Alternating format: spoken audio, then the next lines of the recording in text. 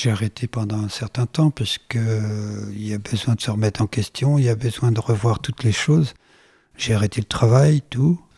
En quelque sorte, il a fallu que je me retrouve. Et puis finalement, c'est le sport qui m'a relancé, qui m'a redonné un goût et, entre guillemets, qui me fait vivre maintenant. C'est-à-dire, je pense, course à pied le matin, le midi et le soir. J'adore la compétition. Ce qu'oublie de dire Jacques, c'est que s'il n'était pas présent, on ne peut pas courir. Il dit que c'est grâce à nous, mais s'il n'était pas là, on ne ferait rien. On ne pourrait pas courir. Oui, c'est l'occasion de remercier tous les guides que j'ai. J'en ai une douzaine de guides et j'en profite pour dire bravo à eux de se pencher sur nous et de nous aider. Bonjour à tous, je suis Guillaume Lalu et je suis ravi de vous retrouver dans ce nouvel épisode de Course Épique. Course Épique, c'est le podcast Running et Trail qui vous fait vivre dans chaque épisode une histoire de course hors du commun. Athlète émérite, coureur confirmé ou anonyme passionné, quand la légende d'une course et la destinée d'un coureur se rencontrent, c'est dans Course Épique qu'elle se raconte. Course Épique, c'est un nouvel épisode chaque mercredi, mais c'est également chaque lundi matin un extrait de l'épisode à venir pour bien démarrer la semaine ensemble. Nous avons donc rendez-vous 2 fois par semaine. Et si vous souhaitez suivre notre actualité au jour le jour et découvrir les coulisses du podcast, je vous donne rendez-vous sur notre compte Instagram courseepique.podcast. J'ai le plaisir de recevoir dans ce nouvel épisode non pas un, mais 2 invités, Jacques et Jean-Luc. Malvoyant de naissance, Jean-Luc a totalement perdu la vue à l'âge de 53 ans. Grand adepte de sport depuis toujours et plus particulièrement de course à pied, il a croisé il y a quelques années la route de Jacques, coureur aguerri, qui a toujours accordé beaucoup d'admiration aux personnes non-voyantes. C'est en 2019 que naît leur binôme guide non-voyant qui les mènera sur les lignes de départ de multiples courses sur route. Jacques et Jean-Luc vont partager avec nous aujourd'hui bien plus qu'une course, mais un véritable défi. Prendre ensemble le départ de leur premier trail. Et pour ajouter s'il le fallait du challenge à ce projet, ce trail qui se tient en Bretagne est composé de 2 courses, un format nocturne de 11 km suivi dès le lendemain matin de sa version diurne longue de 15 km. Ce qui unit Jacques et Jean-Luc en course, c'est une corde qui fait office de lien. Ce lien ne se rompt pas une fois la course terminée. Il ne fait que se renforcer. Vous l'entendrez, cet épisode de Course Épique est un formidable moment de solidarité, de partage et de complicité entre mes 2 invités, habités par la même passion. Mais je ne vous en dis pas plus. Jacques et Jean-Luc vont vous raconter tout ça bien mieux que moi. Bienvenue dans notre nouvel épisode de Course Épique, Lien de cœur. Cet épisode a été réalisé en collaboration avec Harmonie Mutuelle. Acteur de santé globale, Harmonie Mutuelle protège plus de 5 millions de personnes et accompagne ses adhérents, entrepreneurs et entreprises clientes en apportant des solutions innovantes en santé, prévoyance et prévention. Être en bonne santé, c'est aussi vivre dans une société en bonne santé. Une société plus juste, plus solidaire. Avec Harmonie Mutuelle, avançons collectif. Bonjour Jacques et Jean-Luc, bienvenue dans ce nouvel épisode de Course Épique. Bonjour. Bonjour. Je suis ravi d'échanger avec vous aujourd'hui depuis la proche banlieue de Rennes. On dit la banlieue, en tout cas les environs. Je ne divulguerai pas ton adresse, Jacques. Merci en tout cas de me faire le plaisir de me recevoir aujourd'hui. On enregistre ce podcast le 25 novembre, qui est la date de présentation de la théorie de la relativité générale par Einstein à l'Académie royale des sciences de Prusse. On ne va pas du tout parler de ce sujet aujourd'hui. Voilà, moi, je n'aurais pas eu grand-chose à apporter à la table sur cette thématique. Le 25 novembre, c'est aussi la journée à laquelle est associé le dicton « Quand Sainte Catherine au ciel fait la moue, il ne faut patauger longtemps dans la boue ». De la boue, aujourd'hui, on va en parler puisqu'on va chausser les chaussures de trail avec vous. Vous allez nous faire vivre votre course épique en Bretagne et ça va être un bon moment. Est-ce que vous pourriez, et l'un et l'autre, vous présenter, peut-être commencer par toi, Jacques. Qu'est-ce que tu pourrais nous dire de toi, une présentation un peu administrative de ton parcours? Jacques, j'ai 70 ans depuis peu et je cours depuis 35 ans.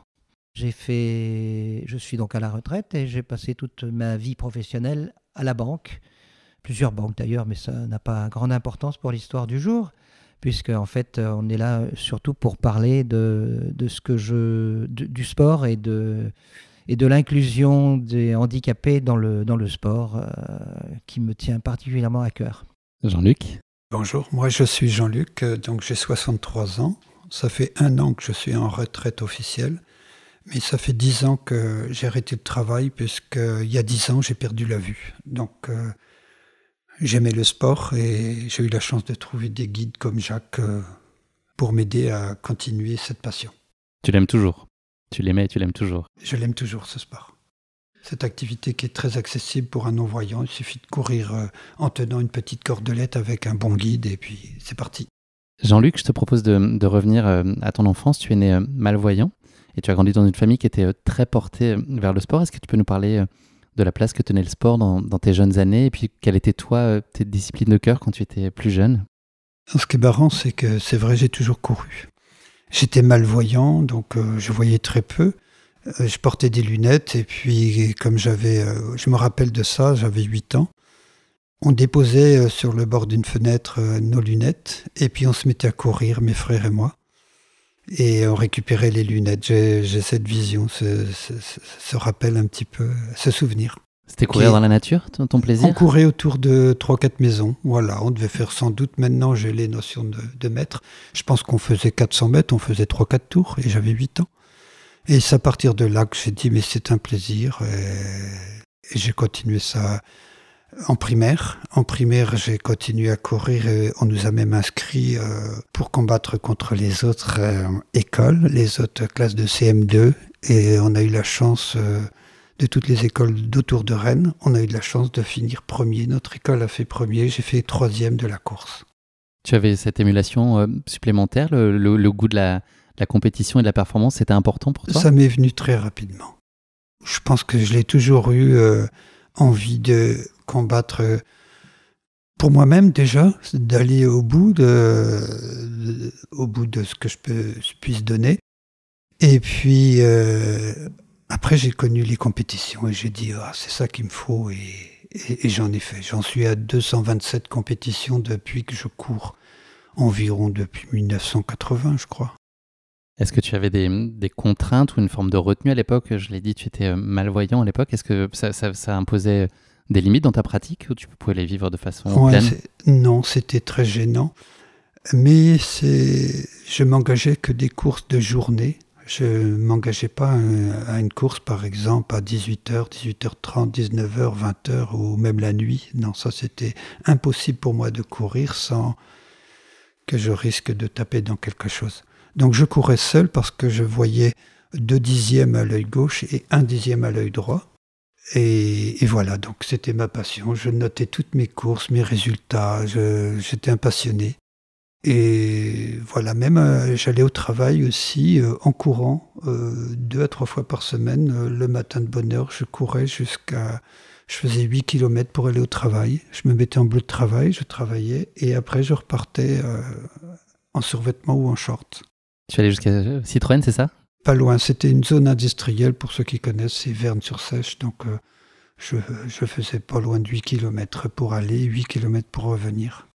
Est-ce que c'était important pour toi de partager la course à pied? Est-ce que toi tu le vivais individuellement ou est-ce que c'était aussi un plaisir de collectivement le partager, le temps d'entraînement ou de course? Est-ce que tu vivais ça à plusieurs? Au niveau travail, ça a interrogé un peu tout le monde.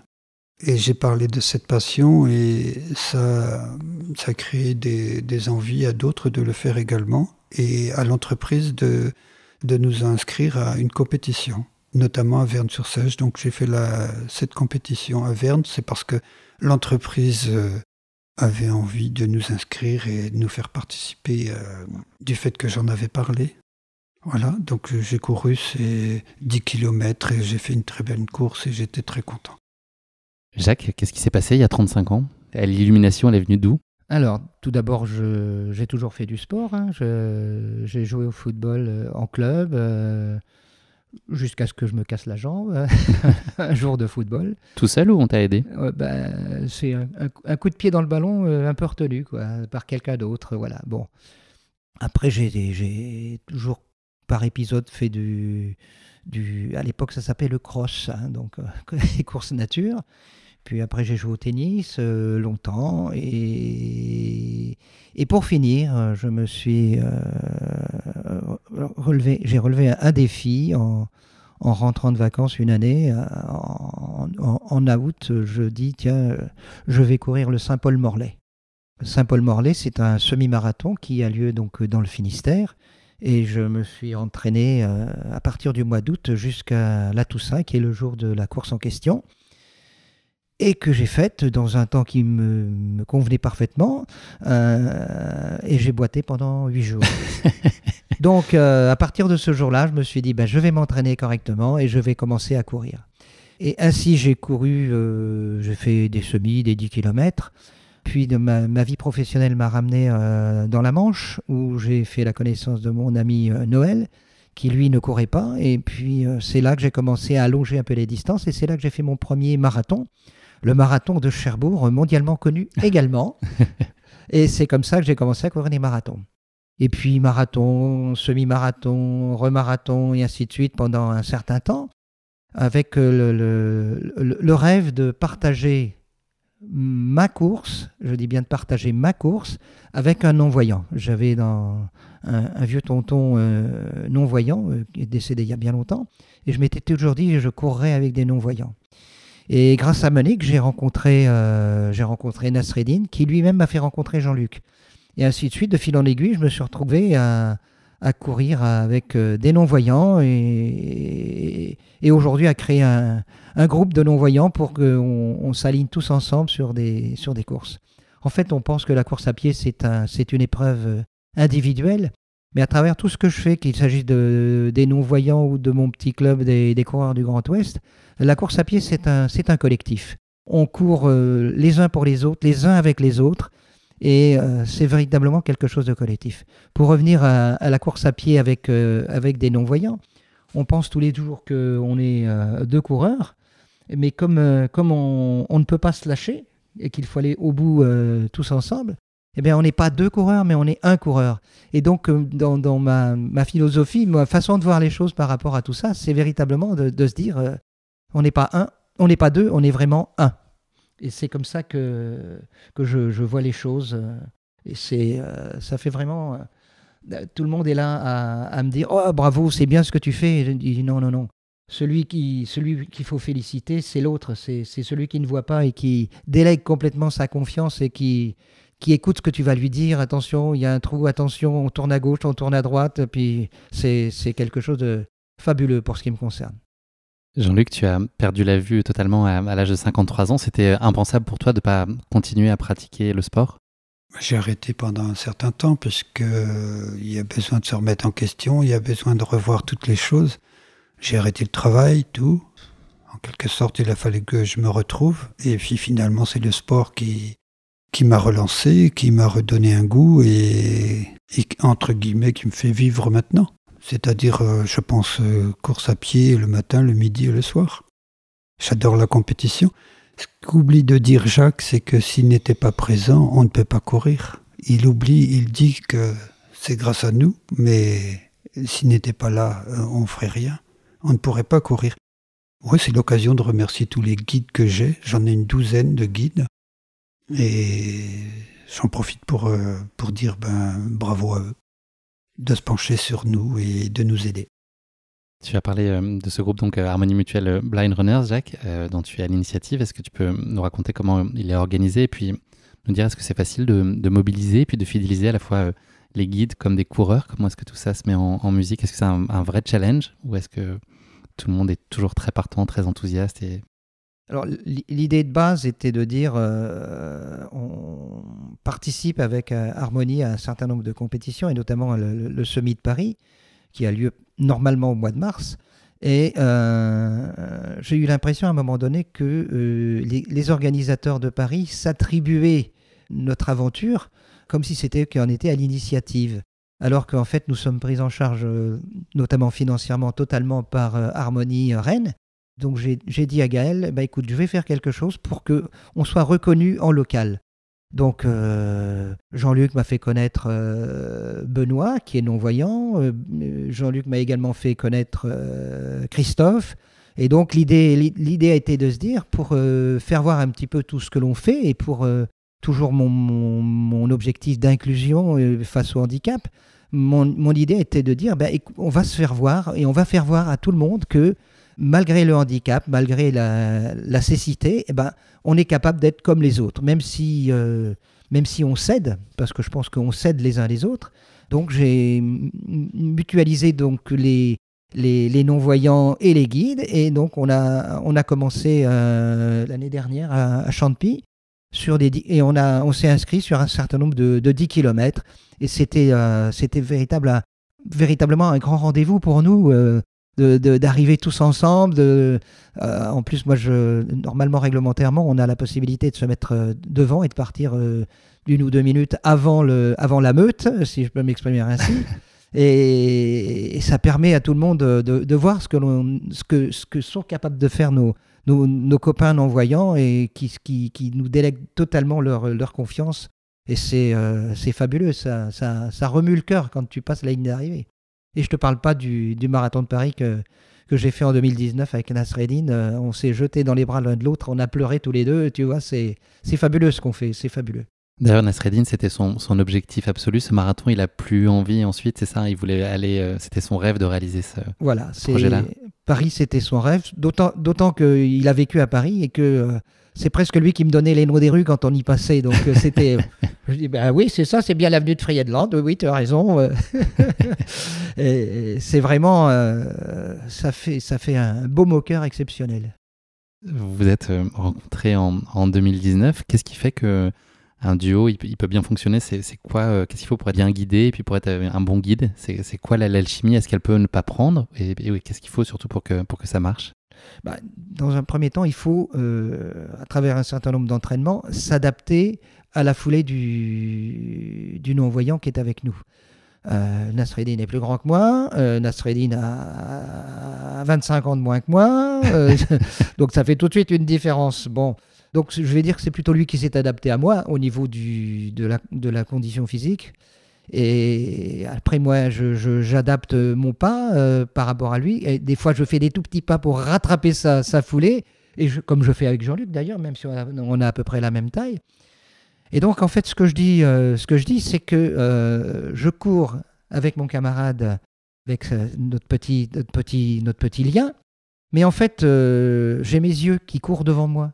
Mes yeux courent 5 mètres devant moi pour prévenir de tout ce qui va pouvoir se passer. Un tourne à gauche, un tourne à droite, un trottoir, un trou. Et donc, je préviens toujours un petit peu avant puisque je vois. Et parfois, sans rien dire, je pousse un petit peu avec le bras droit parce que ça tourne très légèrement à droite. Et donc, mon camarade se laisse faire sans rien dire. On a quand même un peu d'habitude sur ce plan-là. Et quand on a un léger tourne à gauche, je tire un petit peu sur le lien de façon sensible. Et donc, on passe comme ça. Après, il peut arriver des mésaventures. Quand je dis, attention, on tourne à droite. C'était à gauche. Voilà. Ça demande beaucoup de concentration de ta part aussi. C'est aussi très exigeant en plus de l'effort physique. Oui. J'ai de la concentration. Mais je pense que c'est la même concentration que peut avoir mon camarade. Donc on est tous les deux avec une vraie concentration en plus de l'effort physique. Jean-Luc, est-ce que c'est aisé pour toi de passer d'un guide à l'autre selon les entraînements, les courses? Est-ce que c'est à chaque fois une petite gymnastique ou maintenant vous vous connaissez tous suffisamment pour que ce soit très fluide et instinctif presque? Déjà, on demande beaucoup au guide. Le guide, c'est pas seulement la personne qui est à 50 cm de nous, c'est également nos yeux.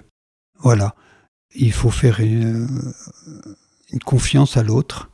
En gros, je ferme les yeux et je cours et j'écoute ces informations. J'écoute à la lettre tout ce qu'il dit. Effectivement, il est arrivé où il me disait de tourner à droite et puis c'était à gauche. Mais ça reste anecdotique. Ce qui est important pour nous, c'est de trouver des guides parce que Jacques est à l'origine de la création de ce petit regroupement de guides et regroupement de non-voyants. Ça nous permet de trouver presque un guide à la demande. Il m'est arrivé de poster une annonce « J'aimerais courir samedi matin, je manque d'entraînement » et tout de suite j'ai eu 2 ou 3 guides à répondre « Moi je te prends à 9h ». J'étais obligé de refuser l'autre guide en disant « C'est trop tard, il y en a un qui a accepté avant toi » et tout. Et ça c'est très riche. Parce que j'ai tellement été en manque pendant des années de guide. Donc d'en avoir presque à la demande, c'est ce que je remercie Jacques d'avoir créé. Je vais rajouter une petite chose. Moi qui prends beaucoup de plaisir à courir avec toi ou Benoît ou même Nasreddine si jamais il s'y remettait, lorsque j'ai plus de guides que de non-voyants, eh bien, j'accepte de courir derrière, de rester derrière et de faire un petit peu le gendarme pour protéger le duo. Et j'accepte de courir derrière sans mon plaisir, sans mon non-voyant. Parce que je veux surtout ne pas décourager les bonnes volontés. Si j'ai quelqu'un qui se propose de courir avec un non-voyant et que je l'aurais bien fait moi aussi, eh ben je préfère le laisser courir parce que je trouve que il faut encourager les bonnes volontés. Les points de vigilance pour toi, Jacques, sur une course, c'est ben le terrain beaucoup. Est-ce qu'il y a d'autres choses qu'il faut prendre en compte, d'autres éléments? Le terrain, effectivement, et parfois les gens. Parce que les gens peuvent parfois rétrécir notre lieu de course, le chemin sur lequel on doit passer. Et puis les points de vigilance, effectivement, c'est le terrain.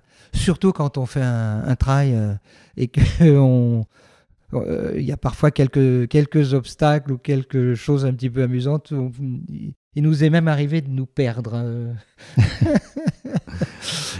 Moi, je pensais pas faire de trail ou des chemins hors route. Voilà.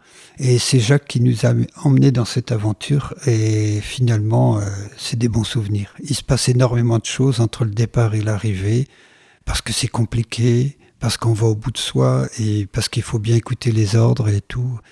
Et Instruction. Comment ? Instruction, pas les ordres. Voilà. Et donc c'est très bien qu'il nous a mis à faire ce premier pas d'aller vers les trails. Tu l'as explicité un peu avant, Jacques, donc vous avez un lien qui vous lie, comme son nom l'indique. Est-ce qu'il y a d'autres façons, est-ce qu'il y a d'autres alternatives ou c'est le choix que vous avez fait? Est-ce qu'il y a d'autres combinaisons possibles? Est-ce qu'on peut imaginer se tenir par le bras ou que le lien se fasse autrement? Est-ce que c'est à la libre appréciation de chaque binôme? Alors il n'y a rien d'officiel. Pour les compétitions, il n'y a pas une charte ou autre pour dire faut un lien telle sorte. Donc on prend un peu ce qu'on veut. Moi, c'est une petite cordelette qu'on tient chacun un bout. Elle fait 30 cm. Ça, c'est pour les longues courses. Voilà. J'ai d'autres liens un peu plus longs, un peu plus courts, autres.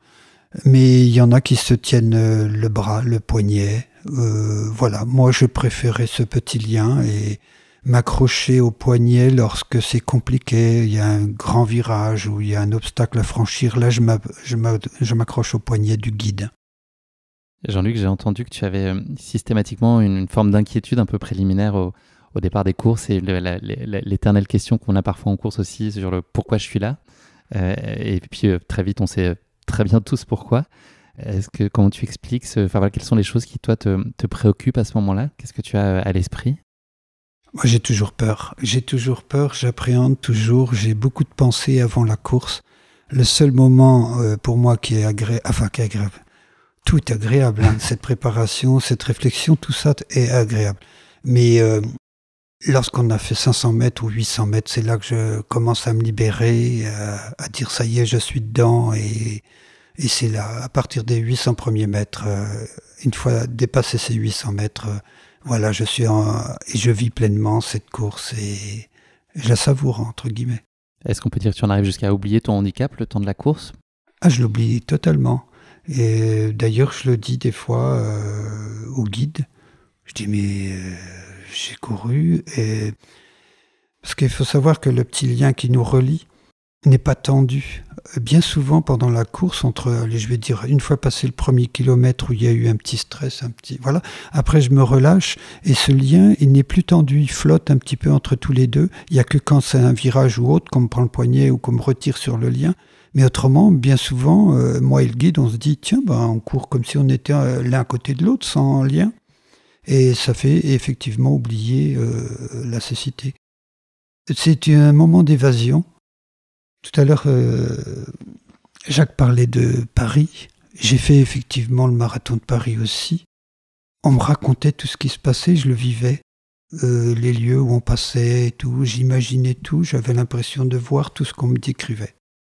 C'est des moments très forts et très, très agréables. Des souvenirs. Pour revenir sur le lien, effectivement, quand on court ensemble, je sais tout de suite quand tu es inquiet. Je sais tout de suite quand tu te détends. Et je sais que régulièrement, je te dis, bon, là, ça va Jean-Luc, tu peux me lâcher, c'est bon. Allez, détends-toi, c'est bon. Et puis quand il retrouve un moment de stress ou d'angoisse, sa main s'accroche à mon bras et je sais qu'il est angoissé et qu'il a quelque chose qui le gêne. Donc je calme, je cherche à rassurer. Et puis c'est fort quand même hein, de faire des choses comme ça. Quels sont selon vous les ingrédients qui sont indispensables pour qu'une course soit réussie? Qu'est-ce qu'il faut y trouver à tout prix selon vous pour que ce soit une belle course à un bon moment? Alors, il y a une préparation avant. Moi, j'aime bien rencontrer le guide. D'ailleurs, quand Jacques s'est proposé, je n'ai pas été tout de suite à une compétition. J'ai dit, je vais faire 1 ou 2 ou 3 entraînements avant. Parce qu'il y a cet état d'esprit qu'on doit avoir tous les deux. Je vois l'envie du guide, l'envie de faire, l'envie de me guider, l'envie de bien décrire et tout ça. Et on met des choses au point, aux entraînements. Et après, à la course, on met en place ce qu'on a prévu et tout se passe très bien. C'est des moments où ils sont bien réfléchis, ils sont bien calculés. Les obstacles, il sait comment me les prévenir. Voilà.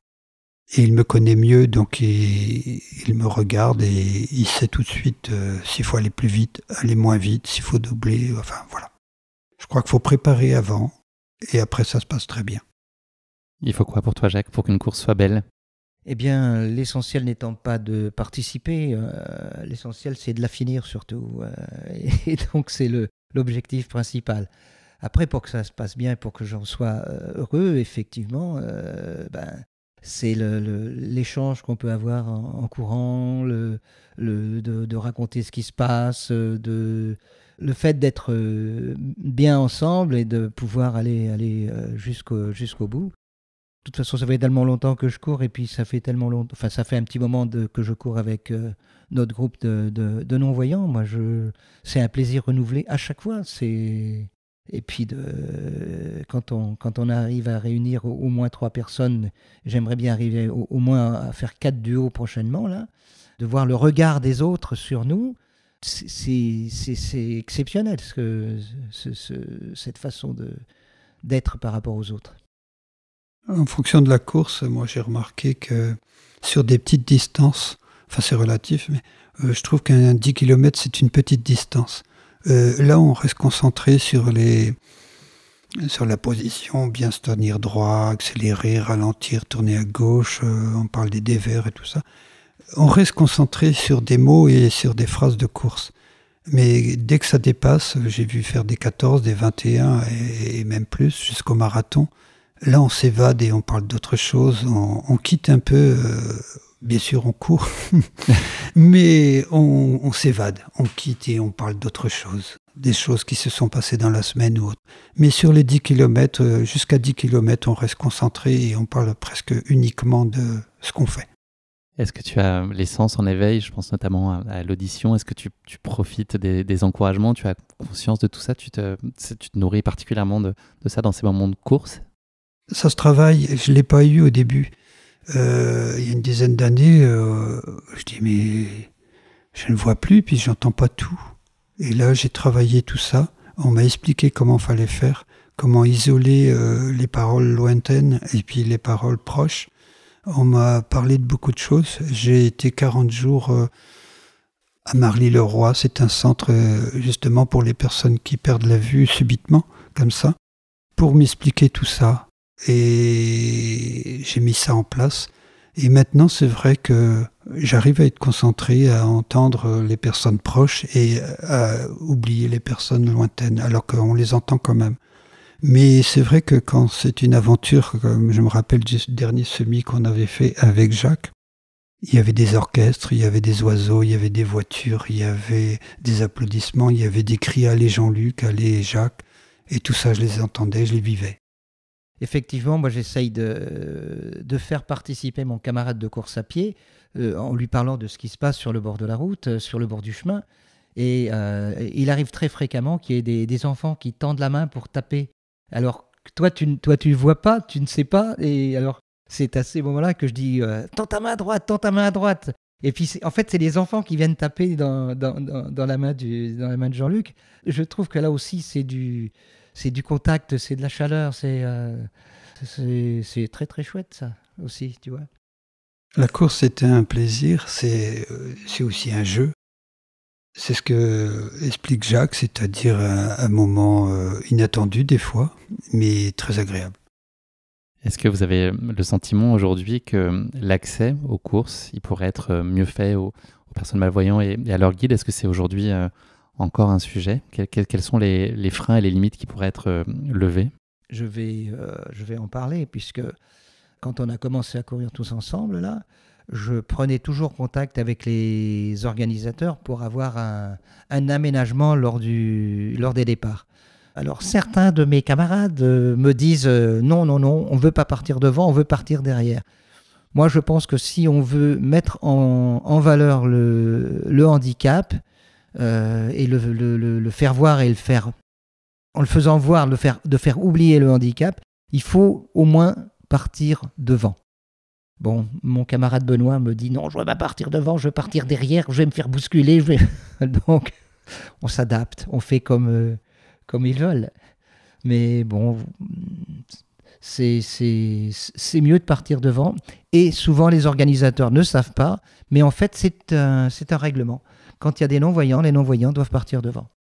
C'est plutôt aussi pour la sécurité. Oui. Lorsqu'on part devant, on va être doublé uniquement. On ne va pas doubler. Donc on n'a pas besoin d'anticiper pour doubler, passer plus à gauche, passer plus à droite, accélérer pour doubler autre. Donc on est doublé que par des meilleurs. Et finalement, on ne gêne pas, d'après ce qu'on nous a dit. C'est plus facile de nous doubler. Et puis, nous, on n'est pas gênés. On n'est pas gênés parce que tous ceux qui passent sont 2 km à l'heure en vitesse plus que nous. Donc, voilà. Moi, je préfère les départs anticipés parce que c'est plus clair, c'est plus posé et il y a plus de sécurité. Que de partir dans le milieu de la foule ou à l'arrière, on se met à doubler, mettons à 12, 13 à l'heure et on risque de taper dans les pieds des coureurs de devant qu'on double ou autre. J'ai déjà chuté à cause de ça, plusieurs fois. Ça m'est arrivé de partir non pas devant, mais un petit peu dans la meute. Et donc, ça fait partie des instructions que je donne quand on court. Mais c'est des instructions que je donne aux autres, à ceux qu'on va doubler, en leur disant « Attention, je passe à droite, attention, je passe à gauche. » Et parfois, ça n'arrive pas jusqu'à leur cerveau. Parce que et donc, presque, on leur donnerait des coups de pied. Ou alors... mais... Pas de violence, Jacques, retiens-toi. Non, mais c'est parfois un petit peu plus compliqué, effectivement, de partir dans la meute. C'est plus agréable de se faire doubler que de se retrouver dans une situation où, effectivement, il faut doubler. Ce qui serait important, c'est de clarifier un petit peu cette course d'handisport, parce que je cours depuis des années, et c'est un peu, on fait ce qu'on veut. Mais moi, je n'aime pas, j'aimerais bien que ce soit posé et écrit, et voilà. Parce que, par exemple, courir devant tout le monde, partir 1 minute ou 2 minutes avant tout le monde, pour moi, c'est une sécurité. Il y a certaines communes qui refusent catégoriquement. Ah non, on ne va pas vous mettre à part, on vous met dans le lot. Et non, c'est dans le règlement. Le règlement stipule que les non-voyants partent devant. Voilà. Bon. Après, c'est un problème de conviction et d'interprétation libre voilà, du règlement. Et d'adaptation de chacun. Tout ça n'est pas bien posé. Et puis, il y a aussi le statut du guide. Moi, je faisais partie pendant de nombreuses années au Stade Rennais Athlétisme. Et j'avais des coureurs de haut niveau qui voulaient me guider. Et ils m'ont guidé.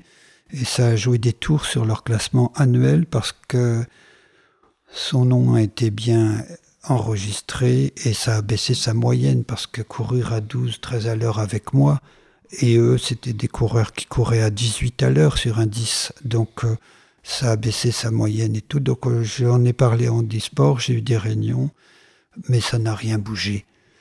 Et c'est embêtant parce que maintenant, ces personnes ne veulent plus guider parce qu'ils savent qu'ils vont être embêtés par pénalisés par ce classement qui ne leur convient pas. C'est pas leur course. Parce que moi, j'ai toujours à dire, notre guide court pour nous. C'est notre chrono, c'est pas si Jacques court tout seul, ça va pas être le même chrono que s'il court avec moi. C'est-à-dire que j'aurai un meilleur résultat quand je cours avec toi. Évidemment. C'est toi qui m'entraîne. Avec Jacques, c'est vrai, oui, c'est vrai qu'on est tous les deux et on se motive tous les deux pour essayer de faire un chrono. C'est vrai. Mais avec les autres guides, j'en ai pas mal. J'ai Philippe et tout ça. C'est eux qui sont meilleurs que moi et ils ralentissent un petit peu pour m'accompagner à ma vitesse. Mais c'est vrai que ce statut de guide est à revoir. Oui, il faudrait que la Fédération française d'handisport se penche, notamment aussi de mettre un maillot tous pareil pour les guides. Alors on va dans une ville, les guides ont un maillot ordinaire, on va dans une autre ville, c'est bien décrit, c'est marqué aveugle ou guide aveugle dans le dos, tout est bien posé. Donc il faudrait mettre une règle pour que ce soit harmonisé pour tout le monde. Voilà. Mais j'ai quand même fait faire des débardeurs marqués dans le dos. Attention, je vois pour deux. Et donc j'en ai autant que les non-voyants ou presque. Et on se passe le maillot quand on court et que c'est pas le même guide. Donc j'ai effectivement les maillots. Mais c'est pas identifié au niveau de la réglementation. Et personne ne sait qu'éventuellement, il peut y avoir des duos dans ce cadre-là. Merci beaucoup pour cette belle introduction. J'ai une petite question maintenant, 3 petites questions qui sont héritées du questionnaire de Proust. Est-ce que vous pourriez me raconter l'un et l'autre? On va commencer avec toi, Jacques. Ce qu'est une journée parfaite pour toi, au sens très large. Écoute, moi, je n'ai pas de journée parfaite. Tous les jours sont différents. Néanmoins, quand je commence dans un cadre plus sportif, par faire soit un entraînement, soit une course, je pense que les jours de course sont quand même très émouvants et très marquants. Que ça soit tout seul ou que ça soit en duo, j'ai comme ça ça me fait effectivement plaisir de commencer ma journée par aller courir. Alors aujourd'hui que je suis un petit peu handicapé de ma jambe gauche, je ne déprime pas encore, mais il va pas falloir que ça dure trop longtemps. Après, la journée parfaite, s'il fait beau soleil, que je vais à la mer, que tu manges un petit sablé, j'ai l'impression que c'est quelque chose qui compte dans tes journées. Ouais, sablé. Puis moi, une journée parfaite, c'est surtout du partage, de retrouver des gens que j'aime, retrouver. Par moments, je me dis, je vois trop de monde, j'ai trop de copains, je m'en sors plus, là, je m'en sors plus. Voilà, bon, la journée parfaite n'est pas toujours la même. La journée parfaite, elle peut être complètement différente d'un jour à l'autre. Voilà, puis bien manger et boire un petit coup, ça fait toujours plaisir, ça achève bien la journée. Jean-Luc? Moi, je rejoins un petit peu Jacques, il n'y a pas de journée parfaite, il y en a énormément. Il n'y en a pas qu'une, il y en a énormément. Moi, c'est l'inattendu aussi. Par exemple, quelqu'un me téléphone la veille et me dit « Demain, tiens, tu viens, je te prends. » Et on va se balader, j'ai un truc à faire, je ne veux pas être seul, tu veux venir avec moi. Ça, c'est des journées agréables. L'inattendu. Aussi, il faut que ce soit une journée de printemps ou d'été, ça, j'adore. Puis en plus, si on y inclut un petit peu un moment de sport, soit de la marche, j'adore la marche aussi. Je fais beaucoup de marche à pied. Ça permet de discuter, ça permet de se... Voilà. Et moi, c'est voir du monde aussi, parce que lorsqu'on est atteint d'une cécité, on est un peu isolé, on a perdu les amis du travail, on a perdu les voisins, on a perdu un peu tout le monde. La méconnaissance de l'handicap fait peur, les gens s'écartent un petit peu, alors qu'on ne fait pas plus peur qu'avant. Mais lorsqu'on a comme ça d'autres qui deviennent nos amis, qui ont compris plus vite les choses que les autres, et on apprécie ces sorties inattendues, ces sorties partagées et tout ça. Voilà, donc j'aime beaucoup la campagne, donc j'adore marcher quand je vais à Montfort-sur-Meux ou à Montauban de Bretagne marcher, je le fais énormément dans l'année. Et ça, ouais, c'est pas forcément une journée parfaite, mais c'est une très bonne journée. Quelle est, on va rester avec toi Jean-Luc, une plus belle réussite, enfin une de tes plus belles réussites, pareil, qui peut être dans un registre sportif, mais pas pas spécifiquement, de façon plus globale? Est-ce qu'il y a une chose que tu considères avoir bien réussi dans ta vie? Voilà, oui, il y a quelque chose qui me vient à l'idée, c'est lorsque j'étais au collège ou au lycée, j'avais cette pensée, si un jour j'ai des enfants, les faire vivre à la campagne. J'ai dit, c'est pas possible qu'on vive dans un environnement de béton et tout ça. Et j'ai réussi. Un béton, hein, tu as entendu, Jacques? Oui. Oui. Et béton, ça prend 2 T, la ville. Alors que l'autre Ne pas n'en a qu'un. confondre. De béton, de goudron, ça manque d'arbres, ça manque de fleurs, ça manque d'oiseaux, tout ça. Donc je me suis dit, allez Jean-Luc, ton avenir, si tu as la chance de mettre des enfants au monde, mets-les de bonne heure en maison et à la campagne. Et c'est ce que j'ai réussi, donc c'est pour ça que, oui, je mettrai ça en devant. Il y a énormément de choses que je pourrais mettre aussi, mais je mets ça en premier. D'avoir mis mes enfants de l'âge de 2 ans jusqu'à 25 ans dans une maison à la campagne et de vivre ce rêve que j'avais mis quand j'étais au collège ou au lycée. Jacques? Donc je voudrais reformuler la question. On peut parler d'un meilleur souvenir ou d'un meilleur... C'est bon, c'est open. Ouais, c'est open. C'est très open. Donc je suis depuis un peu plus de 35 ans à faire de la course à pied. Et donc le grand rêve de tout coureur à pied, c'est lequel, Jean-Luc? Le grand rêve de tout coureur à pied? Le marathon. Le marathon, et lequel? Le marathon de Paris ou de New York. Le grand rêve de tout le monde, de tout coureur à pied, c'est le marathon de New York. Voilà, et donc j'ai eu la chance de pouvoir courir le marathon de New York. Donc c'est des souvenirs, c'est vraiment indélébile. Et puis quand tu te retrouves dans un peloton, là, ligne de départ, et puis que tu discutes avec les gens qui sont autour de toi, et puis qu'ils te disent « Ah ouais, j'aimerais bien faire le marathon de New York ». Et puis moi je suis là, je reste toujours un petit peu discret à écouter, et puis je dis je sais que c'est un grand souvenir, parce que j'ai couru le marathon de New York. Et quand je dis les choses, j'aime bien toujours les dire en 2 fois. Et je dis, oui, effectivement, moi j'ai fait le marathon de New York. Ah oui, 3 fois. Donc tu comprends. Je croyais que tu allais dire, et je l'ai gagné. Non, en deuxième temps. Si je l'ai gagné, parce que c'est une victoire sur soi-même. Donc c'est vraiment, pour un coureur à pied, c'est le Graal. Si tu n'as pas fait le marathon de New York, tu n'as pas fini ta carrière. Peut-être un projet pour le futur? Jean-Luc, est-ce que tu veux refaire un marathon d'abord? Voilà, c'est la question, parce que j'ai l'impression que je fatigue physiquement. Et est-ce que je serais capable de refaire un marathon? À 2, oui. Non, mais de refaire un marathon, de refaire au moins un marathon, même si je le fais tout seul, est-ce que je serais encore capable de faire encore un marathon? J'en ai fait un certain nombre, hein, donc en fait j'aimerais aller jusqu'au marathon des Jeux Olympiques de Paris. Après, Monique va finir par me fouetter si je continue à essayer de faire des marathons. Moi, j'avais envie du marathon de Paris, un peu comme Nasreddine que tu as cité tout à l'heure. Le marathon de 2024. Voilà. Moi, je l'ai fait, le marathon. Et voilà, je veux rester sur cette belle course. Ouais, ces souvenirs énormes et les 3 guides que j'ai eus. Chaque guide avait 14 km à faire. Et on a été au bout de ce projet, et voilà, donc j'ai réalisé un peu le rêve. Écoute, en fait, si on peut imaginer qu'en 2024, on arrive à avoir un dossard, on pourrait faire le marathon des Jeux Olympiques.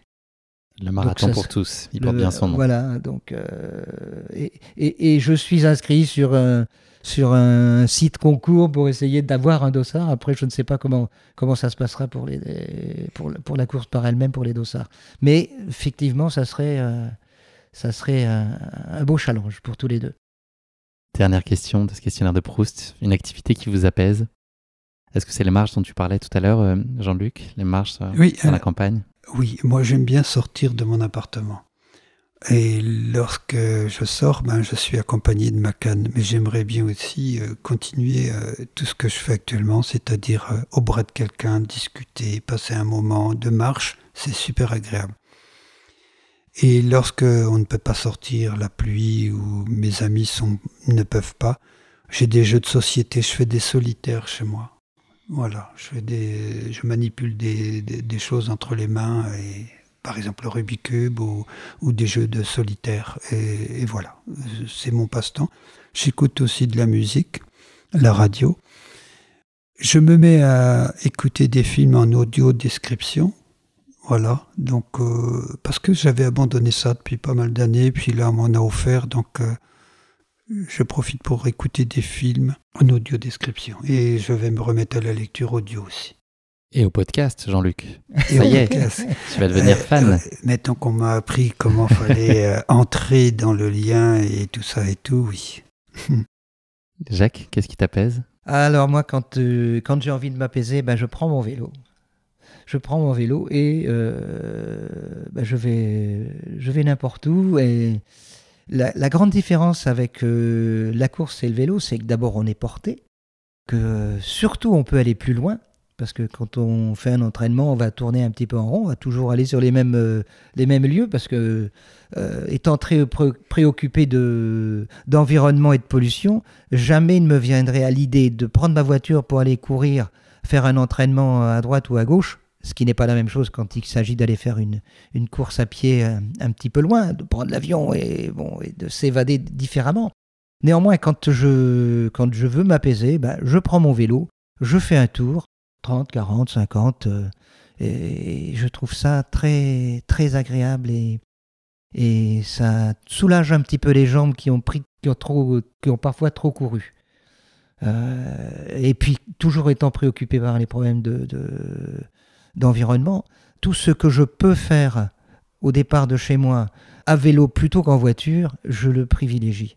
Je fais tous les mois en vélo de ville, je fais entre 400 et 500 km de déplacement, hors les déplacements d'apaisement pour du vélo plus balade et décontraction.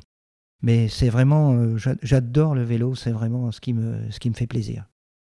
Merci à tous les deux. Je vais maintenant présenter la course qui va nous intéresser aujourd'hui, les Vernoises Nature 2019. Il faut bien admettre que tout Colombo que je suis pour investiguer sur les courses que je partage dans ce podcast, j'ai trouvé assez peu d'informations en ligne sur ces Vernoises Nature. Informations que je vais quand même malgré tout vous livrer ici, en tout cas celles que j'ai réussi à glaner. Donc l'édition des Vernoises Nature, la 5e du nom, feu d'ailleurs Vernoise Nature, on en parlait tout à l'heure avant cet entretien, Jacques. Elle s'est tenue les 7 et 8 décembre 2019 à Vernes-sur-Seiche, en Ille-et-Vilaine. Une centaine de bénévoles ont été mis à contribution pour assurer le bon déroulement de cette édition sur le site de la vallée de la Seiche. Le samedi 7 décembre à 18h est proposé un parcours trail en nocturne de 11 km. Et le lendemain, rebelote, à 10h, a lieu la course dite la matinale, un trail cette fois de 15 km. Donc il y a un défi jour-nuit qui est proposé pour ceux qui voudraient combiner les plaisirs, ce qui a été votre cas à tous les deux, Jacques et Jean-Luc.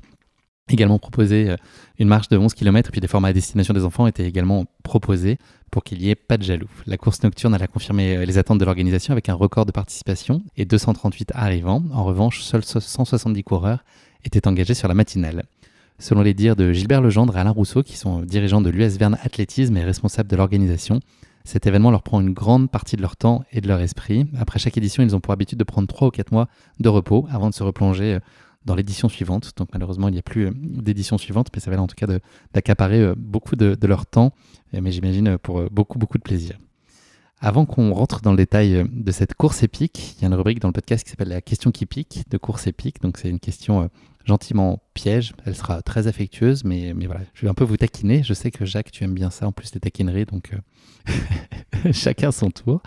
Notre course épique du jour, elle se tient à Vernes-sur-Seiche, je l'ai dit. Donc je vais vous proposer un vrai faux de 3 questions sur la seiche. Ce mollusque céphalopode à 10 tentacules que vous devez connaître sur le bout des doigts, j'imagine. Donc, vous avez le droit de vous concerter. Et puis, si ce n'est pas la bonne réponse, ça n'est pas vraiment important. Néanmoins, la Seiche de Verne, c'est la rivière. Oui, bien sûr. Mais c'est forcément, moi, je tire par les cheveux autant que possible pour la question qui pique. Je fais des grands écarts que personne n'a osé faire, aucun gymnaste au monde. La Seiche est une championne du camouflage et peut modifier son apparence. Vrai ou faux? Alors, tu veux Moi, je dirais vrai, oui. Mais vrai. Attends, en fait, je ne pense pas qu'elle modifie effectivement sa forme ou quoi que ce soit, mais par contre, elle peut lâcher L'encre, la fameuse encre de sèche, de façon à se camoufler. Je ne suis pas certain qu'elle puisse changer de forme. Je crois qu'elle peut se confondre avec l'environnement aussi. Si elle se pose au sol ou autre, elle peut se confondre. Elle est un peu caméléon. Voilà. Est-ce que c'est ça? C'est une bonne réponse, effectivement, Jean-Luc. Elle a des milliers de cellules pigmentées qui sont gouvernées par le cerveau et puis elle peut effectivement jouer avec et changer de couleur en fonction de l'environnement pour à la fois attirer des proies ou au contraire se cacher des prédateurs. On la compte, c'est une bonne réponse collégiale. Deuxième question, pas facile. La sèche a 2 cœurs. Aucune idée. Je m'abstiens. Moi, je donne au hasard. Elle n'a pas de cœur du tout. Eh bien, figurez-vous qu'elle en a 3. 3. C'est étonnant. Et il y en a 2 qui servent uniquement à envoyer le sang appauvri en oxygène vers les branchies, chacune possédant son propre cœur. Et donc le 3e se trouve au milieu et transmet le sang oxygéné au reste du corps. Voilà. Bon. On a droit à une question de rattrapage? Absolument, une 3e. Et puis à nouveau, peu importe le résultat. Voilà, l'essentiel, c'est de participer. On va tenter le banco après. Hein. Voilà. Exactement. C'est le but en or. Voilà, la question qui pique en or. La sèche a le sang bleu. Bon, je veux dire oui. Après... écoutez, moi je vais suivre Jacques. Voilà. Tu as bien fait, Jean-Luc, c'est une bonne réponse. Effectivement, le sang bleu, il véhicule l'oxygène à l'aide d'hémocyanine au lieu de l'hémoglobine, ce qui a un impact sur l'efficacité car le sang peut conserver une quantité moindre d'oxygène et ça fonctionne bien dans les profondeurs des océans, là où l'oxygène se fait rare. Voilà. Tu le savais, Jacques, j'en étais sûr. Tu crois qu'il va nous donner les 1000 €? Bravo, oui. Alors, je suis pas bien avec ma valise de petites coupures. Mais félicitations, vous n'avez pas séché sur ces questions et ça, c'est quand même une grande réussite pour vous. Je suis super fier de vous. On va maintenant s'intéresser plus particulièrement à votre course épique, donc c'est Vernoise Nature. Qui a eu l'idée au départ? Qui est venu chercher qui avec cette idée de Vernoise Nature? Moi, je me rappelle, c'est Jacques. Qu'est-ce qui m'a fait peur avec cette course? J'ai eu beaucoup d'inquiétudes. J'ai dit, mais il m'engage dans quelque chose que je ne suis pas capable de faire. Je lui ai posé beaucoup de questions. Et au fur et à mesure des réponses, j'ai dit, mais non, c'est pas possible, je ne vais pas réussir à faire cette course. C'était une première pour toi, Jean-Luc, c'est ça, sur trail? Oui. Je ne voulais pas faire de trail et c'était une première. Et en plus, il la mettait sur 2 jours. C'est-à-dire la veille en pleine nuit, avec une lampe frontale et tout. Oh, il m'inquiète. Tout ce qu'il me disait sur cette course-là, il pensait me rassurer, mais non, il m'inquiétait. Et en plus, c'était 2 courses, la double dose. Oui, la double dose, puisqu'il fallait remettre ça avec plus de kilomètres le lendemain. Donc oui, au préalable, avant la course, c'est lui qui l'a mis, qui me l'a proposé. Et c'est lui d'ailleurs qui m'a inquiété. Mais moi, je trouvais que c'était pour nous varier les plaisirs. Hein. Mais c'était varier les plaisirs d'une part, mais c'était surtout un beau challenge. C'est quelque chose de... Quand on fait quelque chose que l'on pense un petit peu inaccessible, je trouve que si on réussit, c'est encore plus beau. Et donc, moi, dans cet esprit-là, je me suis dit, allez, Jean-Luc, je vais t'emmener. Et ce qui m'a motivé c'est que je lui ai posé des questions et il m'a dit « T'inquiète pas, tu te reposeras sur moi et on réussira et je te le promets. » Et là, je l'ai cru, je l'ai su sincère et j'ai dit « Bon ben, j'y vais. C'est une première et j'y vais. » Et à partir de là, il a dit « Je vais faire venir aussi un autre non-voyant, Christophe. » Et là, ça m'a rassuré tout de suite parce que je le connais. Et j'ai dit « Ah ben là, du coup, je n'ai plus le choix, j'y vais. On y va à 2. » Donc on a partagé cette inquiétude à 2, moi et Christophe. Est-ce qu'il y avait une plus grande préoccupation sur l'une des 2 courses? Est-ce que ça, en lien peut-être avec soit le parcours, le fait que ce soit la nuit peut-être qui est plus difficile pour Jacques avec moins de visibilité? Pour comment dire, le grand clin d'œil, c'est... Après avoir fait quelques chutes, avoir passé des fossés à 4 pattes et autres. Donc moi j'étais tellement content. Donc on arrive dans le gymnase, les lignes d'arrivée, et le speaker nous dit « Ah, bravo !» Donc tout le monde était là à nous féliciter. Et puis, alors moi je dis au speaker j'ai fait déjà quelques courses avec Jean-Luc, mais c'est la première fois que je suis à égalité avec lui. Et le speaker me regarde et me dit « Parce que vous êtes non-voyant, vous aussi ?» Il nous a complètement désarçonnés. Il vous a séché pour le coup là, oui. Parce que si on avait été tous les 2 non-voyants et en pleine nuit, je suis pas sûr qu'on soit encore arrivés là. Moi, ce que j'ai aimé dans cette course, c'est des sensations autres que habituelles. Est-ce que vous aviez mis en place une préparation particulière? Est-ce que vous aviez été chercher justement des terrains un peu plus délicats à manœuvrer avant en vue de cette course? Moi, c'était plutôt une préparation psychologique. Fallait que je pense cette course, fallait que je la réalise avant même de l'avoir effectuée dans la tête. Et ce qui était bien, c'est que j'ai eu la chance de comprendre que Christophe allait faire cette course. Donc je l'ai invité à dormir chez moi et de venir chez moi. Comme ça, on a pu en parler. Alors il est arrivé il est arrivé la veille de la course. On a mangé ensemble un repas adéquat pour les pâtes et tout ça. Et puis on se parlait beaucoup de la course. Il était très inquiet. Je crois bien qu'il était plus inquiet que moi et on a réussi à se rassurer, à vivre la course avant même de l'avoir effectuée. Et ce moment de partage, finalement, nous a fait réussir ces 2 courses. Parce qu'on a eu cet échange, parce qu'on s'est motivés tous les deux, parce qu'on s'est encouragés tous les deux. Et je pense que c'est ça, cette préparation avant de courir ce fameux soir avec la lampe frontale, en pleine nuit, avec une météo... Boueuse. Il y avait de la pluie, il y avait du vent, il y avait des rétrécissements dans les chemins et tout ça. Donc finalement, ça nous a fait du bien de nous réunir avant cette course et d'en parler avant. Est-ce que l'objectif était différent des courses habituelles sur lesquelles vous preniez le départ? L'objectif était différent, mais c'était un vrai challenge. D'autant que c'était historiquement avant la création de notre groupe de harmonie, là. Et donc, je sais pas si tu te souviens, c'est Olivier, mon copain finistérien, qui, au pied levé, a dit « Ouais, je suis intéressé, je vais venir, je viens avec vous ». Au pied levé, il a guidé Christophe et franchement, c'est toute cette préparation qu'on a pu avoir, préparation psychologique, parce que Olivier, c'était une première pour lui aussi de courir avec un non-voyant, mais c'est cette avant-course, cette recherche de guide, ça m'a motivé et j'étais persuadé qu'on prendrait beaucoup de plaisir à faire cette course. Autant sur les courses sur route, on se dit on va tout donner, on donne tout, mais c'est quand même quelque chose où on a l'habitude et on est sur un terrain qu'on connaît. Mais là, c'est l'inattendu. Les obstacles, le terrain boueux. Voilà. Donc c'était quelque chose de nouveau. Je peux dire qu'il y a une très grande différence entre la course habituelle, la course sur route et la course de trail. Ça y est, nous sommes le samedi 7 décembre 2019, 18h. On est à quelques instants du départ. Dans quel état d'esprit vous êtes l'un et l'autre à ce moment-là? Je reconnais que j'ai un peu d'angoisse, un peu d'inquiétude. Comment ça va se passer? D'abord, on part au milieu de la meute, mais de toute façon, comme il fait nuit, il faut se contenter de l'éclairage de nos frontales. C'est là que je commence à avoir un peu d'inquiétude. Est-ce qu'on va y arriver? Est-ce qu'on va en perdre un ou est-ce qu'on va perdre les deux? Non, mais Tu ne formules évidemment pas tes doutes auprès de Jean-Luc, tu les gardes pour toi à ce moment-là? Donc moi, je suis un peu inquiet. Là, je me dis, j'ai eu... Dans quoi je nous ai embarqués? J'ai eu une idée, mais est-ce que c'était vraiment une bonne idée?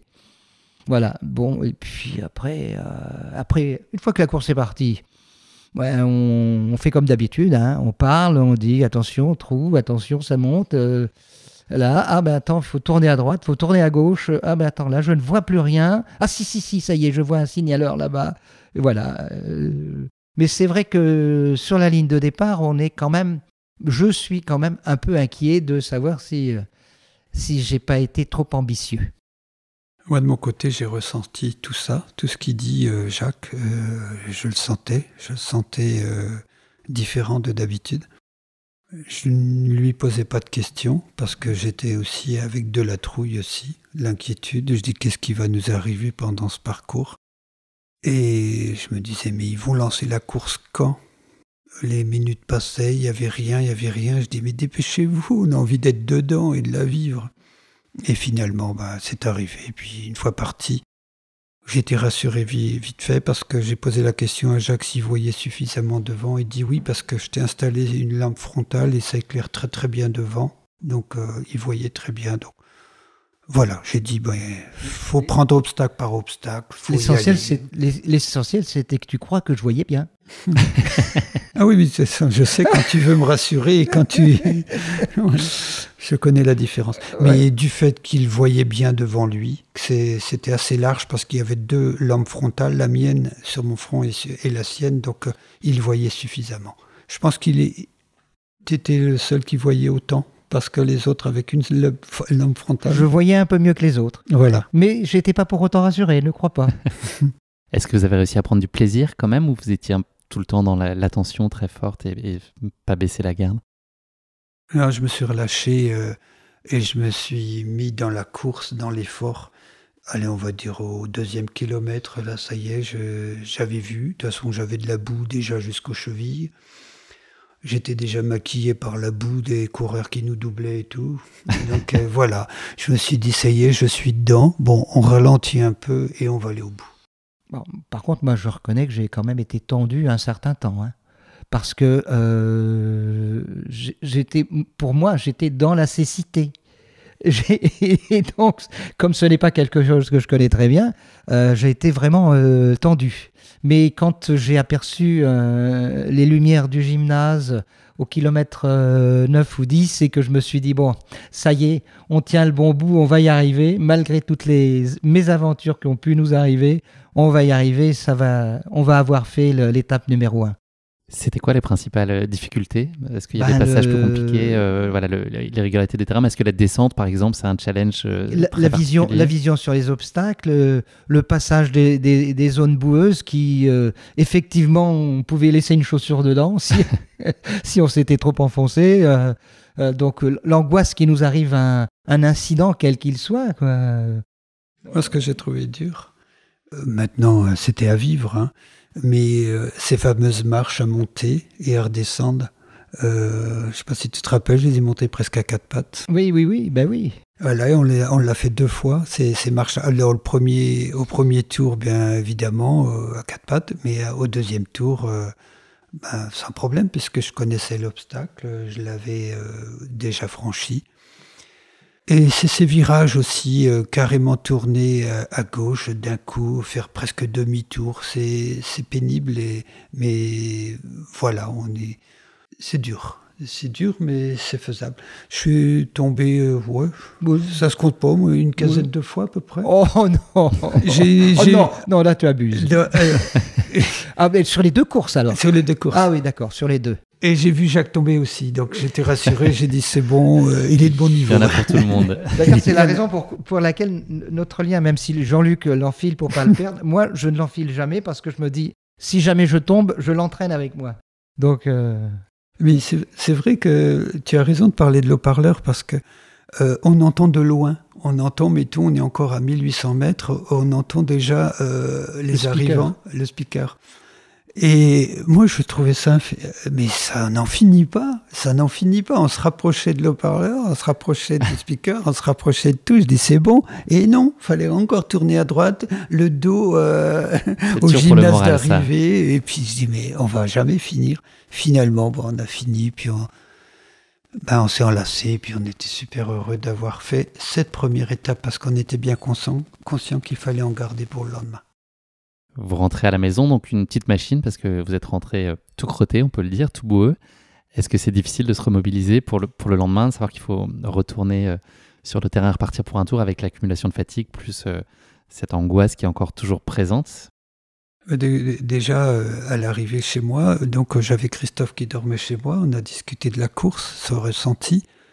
Et puis, on a dû boucher la baignoire parce que tellement on avait de la bouffe. Et puis on se préparait pour la course du lendemain, mais on se dit, mais on va réussir ou pas? Il y a plus de kilomètres. On s'inquiétait beaucoup, mais on s'est dit, faut manger vite fait, il faut aller se coucher, il faut pas trop penser, et voilà. Donc on a eu de la chance de se coucher de bonne heure et de faire une bonne nuit. Quant à moi, j'étais déjà à moitié rassuré sur l'avenir de notre 2e course, puisque... à l'aveugle, nous avions réussi la première, donc même si on avait pris quelques gamelles, donc en voyant, ça allait mieux se passer, même s'il y avait 4 km de plus. Oui. Et un petit peu de pluie pendant la nuit aussi qui est venu vous compliquer la tâche. Oui, mais à partir du moment où j'ai retrouvé ma vision, ça a changé beaucoup de choses. Ça a changé beaucoup de choses. Même si je ne sais pas comment on a fait pour passer par-dessus le barbelé. Je me suis vraiment trompé. Vous avez perdu la trace, c'est ça le lendemain? Voilà, on a perdu la trace, donc, et puis on est revenu, puis ça nous a bien fait rire. Enfin, moi, personnellement, ça m'a bien fait rire de te faire passer par-dessus. Quel souvenir tu gardes, Jean-Luc? Tu partages la même idée? Je partage que c'était beaucoup plus dur le lendemain. Effectivement, il a plu une grande partie de la nuit, donc tout devenait mou et boueux et glissant et tout ça. On s'est trouvé notre place. Voilà, il n'y avait plus personne devant nous, il n'y avait plus personne derrière, c'était assez libre. Et c'est pour ça qu'on s'est perdu, parce que Jacques voyait plus trop les coureurs de devant. Mais là, c'était horrible. C'était 2 fois, 3 fois plus compliqué que la veille. Alors qu'on voyait. Ouais. On glissait voilà, on avait des passages de boue environ de 20 mètres, voilà, on mettait un certain temps à les franchir. On se tenait pour pas tomber et tout ça. On essayait de garder notre place, notre classement, on essayait de le garder, on entendait des fois au loin, derrière, on entendait des coureurs qui se rapprochaient, on essayait de tenir parce qu'on est compétiteurs aussi. Malheureusement, ils nous ont doublés, c'est uniquement parce qu'on s'est trompé. On a passé par-dessus un barbelé, et puis on a commencé à faire 10 mètres, puis on s'est dit, on se trompe, c'est pas par là. On fait demi-tour, et c'est là que... C'est Jacques qui voulait prolonger le plaisir, je pense. Absolument. J'en voulais encore et encore. Vous bouclez cette matinale des Vernoise Nature après 1h42 minutes et 28 secondes d'effort. Je laisse aux éditeurs apprécier le rythme auquel vous avez pu aller pour 15 km. C'est notre temps habituel sur un semi, hein, Jean-Luc. Ah oui. 1h42. Oui, mais là, avec les conditions, le dénivelé, c'est quand même très impressionnant. Ah non, mais quand c'est une première, je découvrais tout. Mais maintenant, s'il fallait le refaire, déjà, je dirais non. Désolé. Tu brises le cœur de Jacques. Mais s'il fallait vraiment le refaire, je pense que je gagnerais en temps. Parce que j'ai vu ce que c'était. J'ai vu où il faut donner un peu plus et où il faut donner un peu moins. Votre sentiment à l'arrivée, l'un et l'autre, qu'est-ce qui prend le dessus? Tu parlais de bonheur tout à l'heure. Est-ce qu'il y a de la fierté aussi qui vient se mêler à ce bonheur? Moi, je me souviens surtout du regard des gens qui étaient là, aussi bien le soir que le lendemain, qui se disent « Ils reviennent, ils l'ont refait ». Le regard des gens, les yeux écarquillés, en disant « Bah, dis donc, chapeau les gars ». C'est extraordinaire hein, de sentir l'admiration. Oui. Moi, j'ai trouvé ça changeant parce que je n'avais pas vécu depuis longtemps aller jusqu'au bout. Vraiment, cette deuxième course m'a fait aller jusqu'au bout. Je pense qu'il ne fallait pas 2 km de plus, je l'aurais fini en marchant. Mais c'est arrivé, on s'est jeté dans les bras, on était content, on a été au bout. Et on s'est empressé de se mettre sur le côté après l'interview du gars, du speaker. Là. On s'est mis à attendre l'autre non-voyant qui était derrière. Et pour l'encourager, voilà. Et lui, il est arrivé aussi sale que nous, des pieds à la tête, dans les cheveux et tout. Et il n'arrêtait pas de dire que c'était merveilleux, comme moi. Qu'est-ce que cette course, elle vous a appris sur vous? Qu'on peut se donner au bout, qu'on peut aller au bout. J'avais envie de revivre ça, finalement. Aller jusqu'au bout de moi-même, donner tout, des pieds à la tête, de donner tout. Tout mon esprit était dans la course, tout mon physique était... J'étais épuisé, mais vraiment épuisé. Et cette sensation-là, je ne l'avais pas connue depuis longtemps. C'est un challenge renouvelé à chaque fois. C'est dire on va faire ci, on va faire ça. Et donc je vais t'emmener à Bilbao, si tu es d'accord. Il fait ça devant témoin, c'est pas beau Jacques. mais au moins le semi, hein. Au moins le semi. Oui, pourquoi pas, mais à négocier.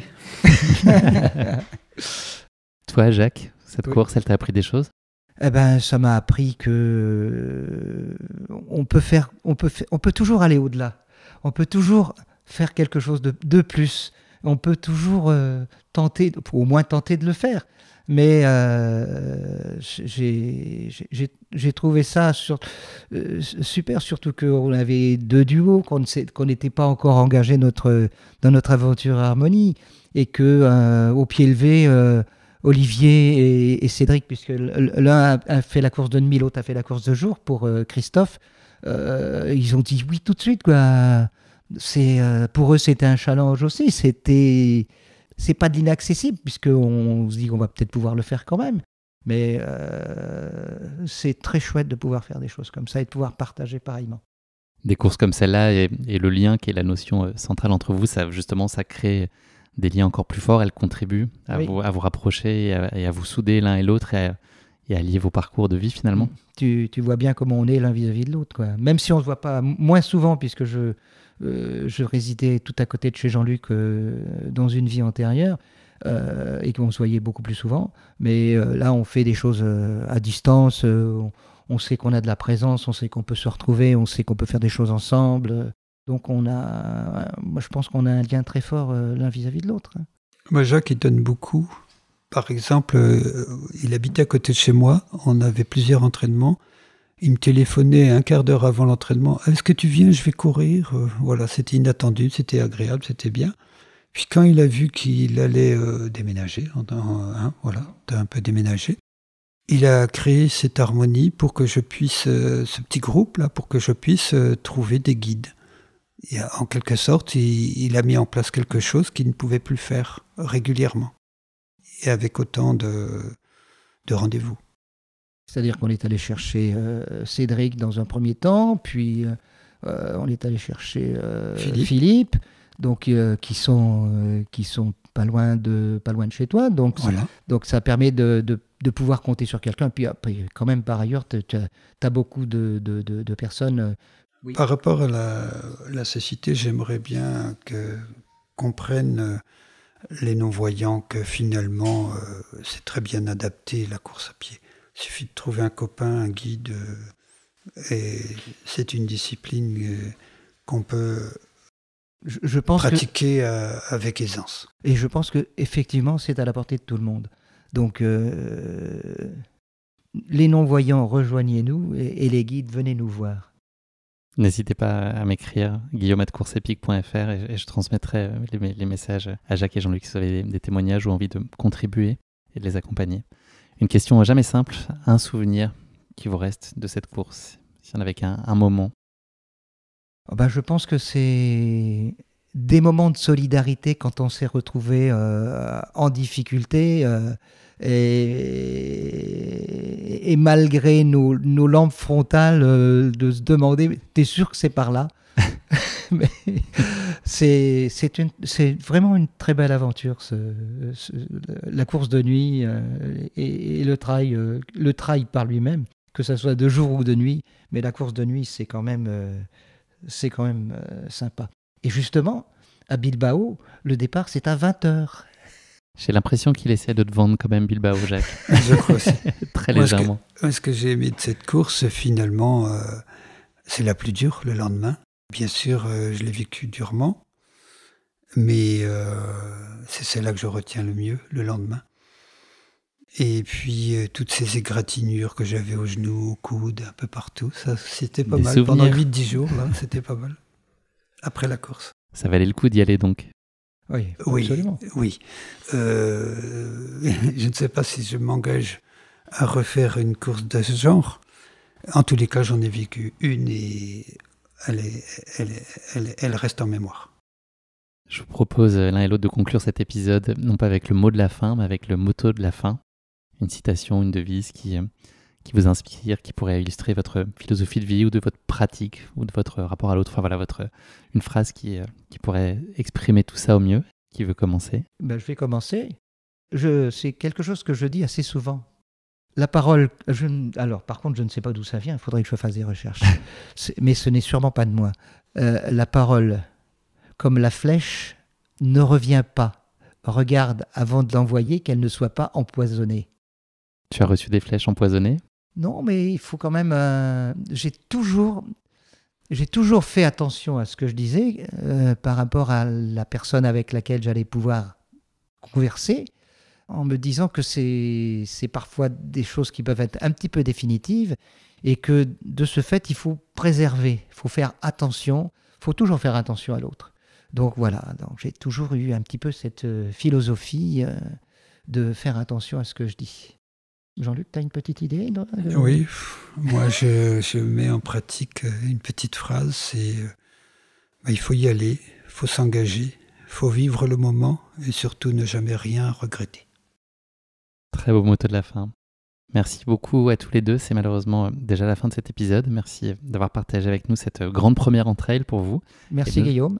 Merci Guillaume. Ça a été très chouette de vivre ces moments de partage entre guides et non-voyants. Je pense qu'on a très bien compris l'essence de ce que et l'un et l'autre vous vivez ensemble et à quel point finalement c'est facile et souhaitable à mettre en œuvre, en tout cas qu'il ne faut pas se mettre de barrières. Ça sublime aussi, je pense, cette discipline qui est la course à pied qui permet tout particulièrement dont on connaît les multiples vertus. C'est un bon moyen de vivre des bons moments d'accomplissement tous ensemble. Donc voilà, merci à tous les deux pour ce souffle, cet esprit de solidarité que vous incarnez merveilleusement bien et puis pour votre enthousiasme à toute épreuve et qui est très porteur. J'ai pris beaucoup de plaisir à échanger avec vous. Et je vous dis à très bientôt. Donc rendez-vous à Bilbao. Je crois que Jean-Luc, il y a le stylo dans la main, il n'y a plus qu'à là. Ça va se faire. Ce sera la suite du Summit de Paris, qui est en mars. On va finir l'épisode alors. Oui.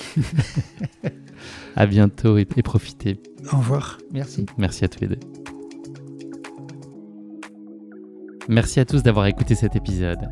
Si vous l'avez écouté jusqu'ici, c'est qu'il vous a probablement plu, alors n'hésitez pas à le partager autour de vous et également à vous abonner, à noter et à rédiger un avis sur votre plateforme d'écoute favorite.